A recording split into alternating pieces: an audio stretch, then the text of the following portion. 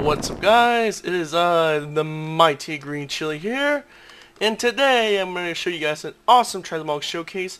As your host, Greenchili will show you unique and special Transmog sets for you to farm and wear on your character. I like making Transmog, after all, it's what I enjoy.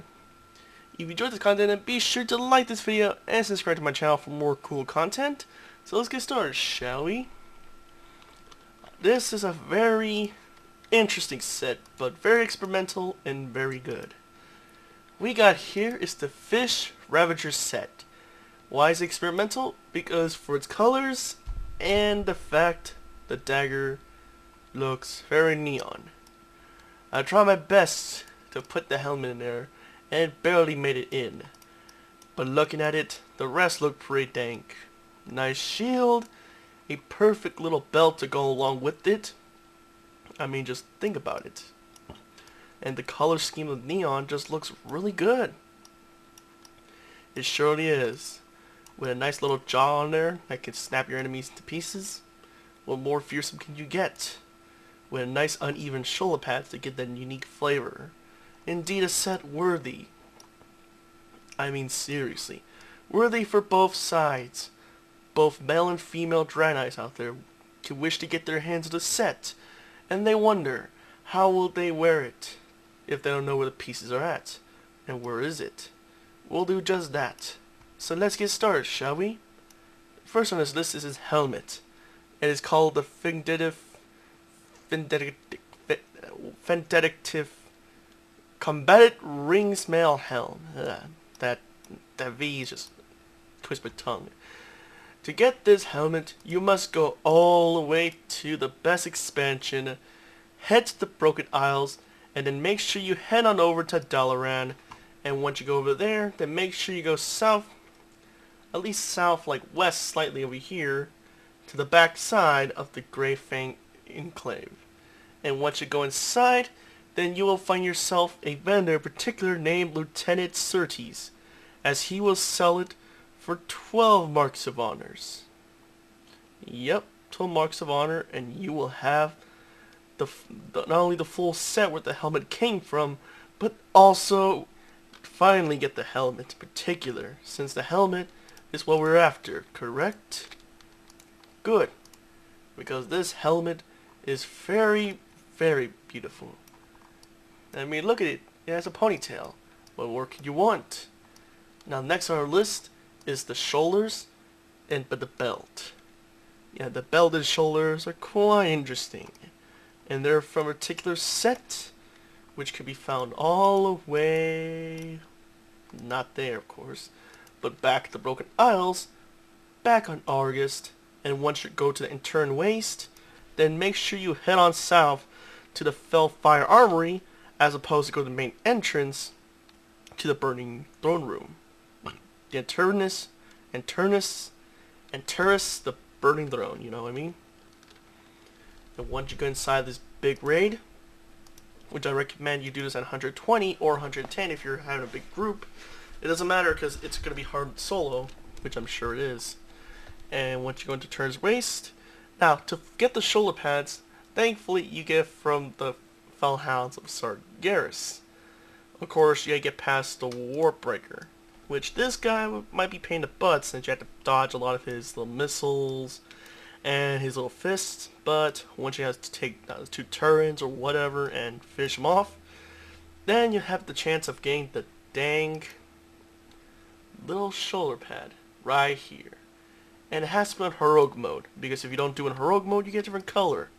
As example, normal mode will give you this color, green, while heroic will give you the blue tint. So there's a little fact about that. And the drop chance from these 2 beast hounds, which 2 of them, if you don't know, both have a chance of dropping it for 3%.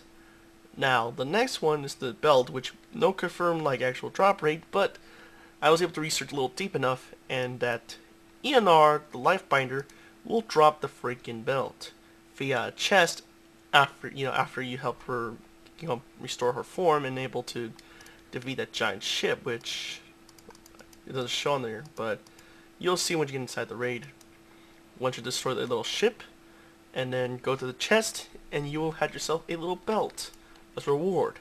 And the belt has a chance to drop for it is for 2%. So a 2% chance of getting the belt, which compared to the shoulder pad, you're less likely to get the shoulder pads. So that's a little fact. Hopefully that will at least give you a little more understanding that this belt is indeed pretty hard to get. But next on our list is the chest and the pants, which they look beautiful as fuck, and thankfully they're lower raid. Another raid in particular, which is the Tomb of Sargeras. To get there, you must go all the way to the best expansion. Head on over to the Broken Isles, to the Broken Shore, and all you have to do is on northeast, head on to the bottom level on the Broken Shores, and you will find yourself the entrance of the burning entrance of Tomb of Sargeras.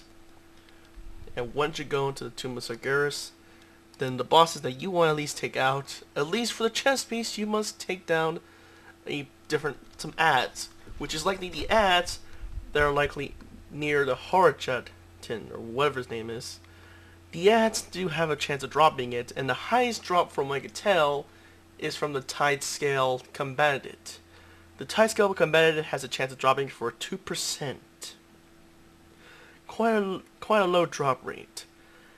And oh yeah, did I forget to mention, it must be Mythic mode. Oh my, right? Oh my indeed.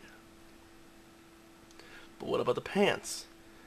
Since after you get the chest piece from either of these bosses, you know, with the ads that are guarding them or whatever, these through the hallways, then what about the Demonic Inquisition, or Inquisition? Then these two bosses, the reason I mention them is because they're the ones who drop the pants. That's right. They're the men in pants. And their chance of dropping the pants is a 6% chance. Beautiful indeed.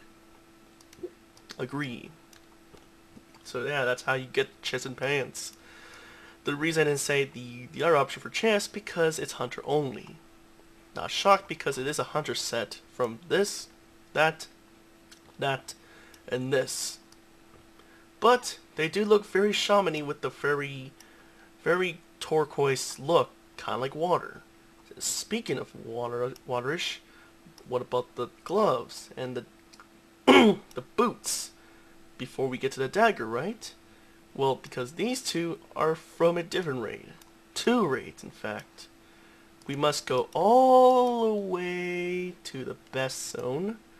We must go to the Broken Isles, and all you have to do is make sure that you go first at the Emerald Nightmare, which is located in Falshara.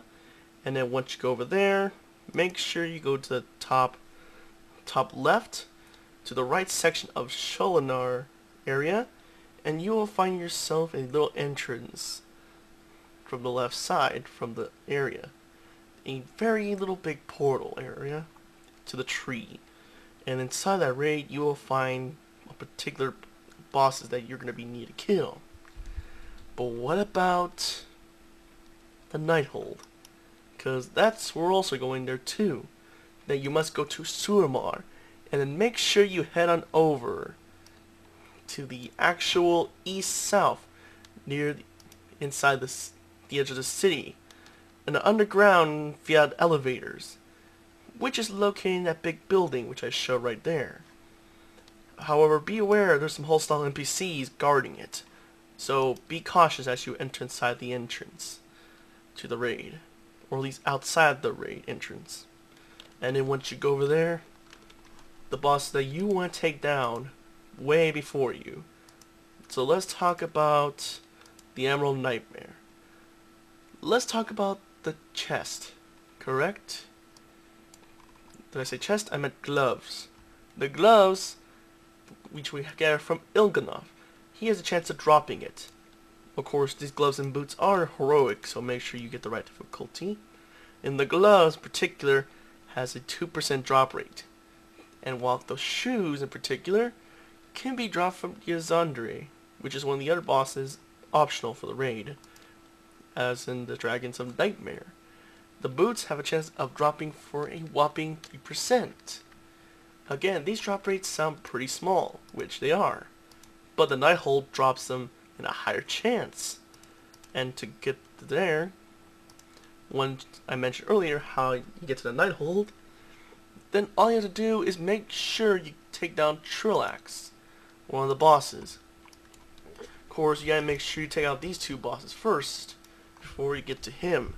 He's a little bit tough fight as long as you don't stay in some, I'll say, pile of shit, because if you don't, you die a lot often. But once you take him out, and you know, for his little beams of destruction, all that good stuff, then finally as you defeat him, he will drop the gloves, and the gloves have a chance of a whopping 12%, higher than the Il'gynoth. But what about the next one in the Nighthold, the boots? Well, if you go all the way past, at least from the Spellblade earlier, then you have these two optional bosses along with this guy. The High Botanist Talarn, or whatever his name is, he has a chance of dropping the dang boots. And the boots have a chance of a whopping, I would say, 12%. Yep, both gloves and boots are 12%. How weird. And that's what I'm thinking, the same thing too. So yeah, that's how you get the gloves and boots from this entrance of the raid. And those raids will drop them. But let's talk about these two particular weapons. Let's talk about the dagger. This dagger looks pretty unique, which it does, and the chance of getting this dagger could be located and be found in the favored zone that even Asmongold approves, which is located in the Fatal Eternal Blossoms. And then head on over there and make sure you go to the east of the Fatal Eternal Blossoms, because there you'll find the entrance, which used to be the lake. And under that used to be lake, you'll find the entrance to Siege of Orgrimmar. That's right, these daggers are from Siege of Orgrimmar. And now the bosses that you least want to take down from Siege of Orgrimmar to get these daggers is from taking down all these other bosses. That's right, kill all these bosses. The Draenei Dark Shaman, General Nazgrim, Melkorok, and then finally, then you have to take out the Spoils of Pandaria, which is a tough raid itself, and finally, a DPS race down to Doc the Bloodthirsty, which he has a chance of dropping the daggers. Of course, it's not shown on the Dungeon Journal if you put in Shaman because it's agility. But that's how you get the daggers. Make sure on Heroic and Normal difficulty, so you have a chance of dropping the daggers. Especially make sure Heroic mode if you have friends, because your friends who play a warrior might want the shoulder pads, which is right here. Very famous indeed. So yeah, that's basically how you'll get the daggers, because if you do this on normal mode, no shoulders and your friends will might not actually join in. So the Doc, this giant devil sword, has a chance of dropping it for a whopping 12% chance. Or was it 13? I forgot, but he has a chance of dropping it. So I say good luck on your chance of getting it. So next on our list is the shield, which is located right here. This little special shield has a nice little blue flame. To get the shield, you must go to everyone's best expansion, Draenei. And once you go over there, head over to Nun Jungle, and then make sure you go to the middle of the zone, and you will find a gate with a little happy portal. And then once you go inside that entrance, you'll be able to start the raid very soon. Now, the bosses that do drop them, dropping from here on Hellfire Citadel, is none other than the Siege Master Mortek, which I believe is this boss. In Hellfire Assault, is where you get your shield. And this shield has a chance of dropping it is unknown, but I'm guessing is a little bit lower, but not too low. I've seen this drop a lot of times on other difficulties, whether it be heroic or mythic, But be careful because you'll get a different color, depends on difficulty. Mythic will drop purple. Heroic would drop yellowish. While normal will drop the blue. And Rainfire drops nothing. So make sure you get the right difficulty, or you're doomed to fail again. This is how you complete this set. It might not be the best, but indeed makes you quite fishy indeed. So thank you guys for watching on this mighty adventure. Until next time guys, peace out.